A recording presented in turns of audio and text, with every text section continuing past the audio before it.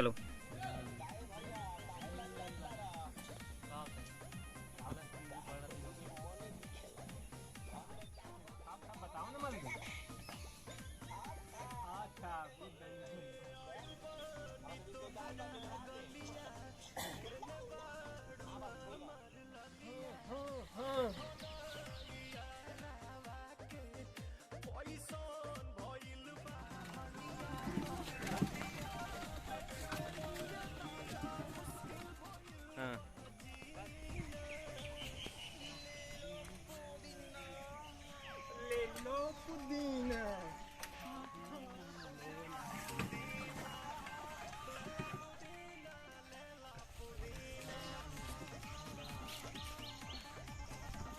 अब बेचैनी है दादा मुश्किल भाई जी।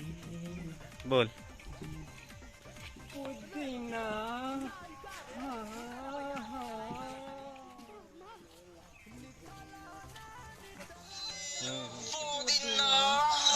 जा तू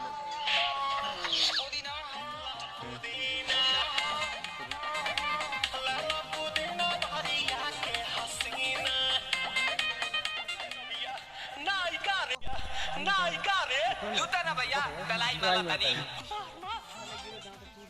चलिए लगी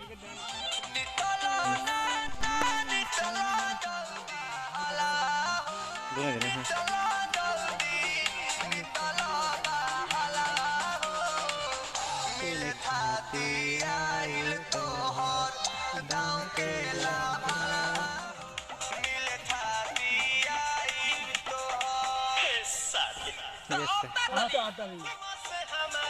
छोड़ा एक बंद करा 1 2 3 अब तक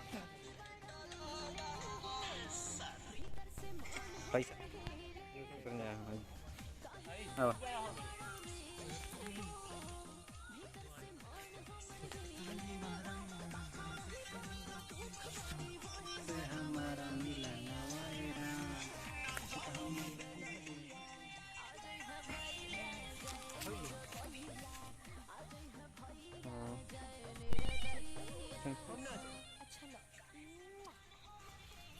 आज के लिए काफी है।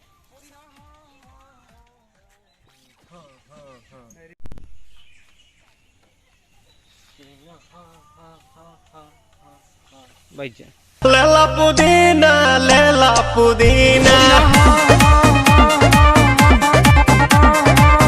देखो ना यारावा के पैसन भइल बा हलिया बढ़ता बेचैनिया दादा मुश्किल भइल बा जीना ले लो पुदीना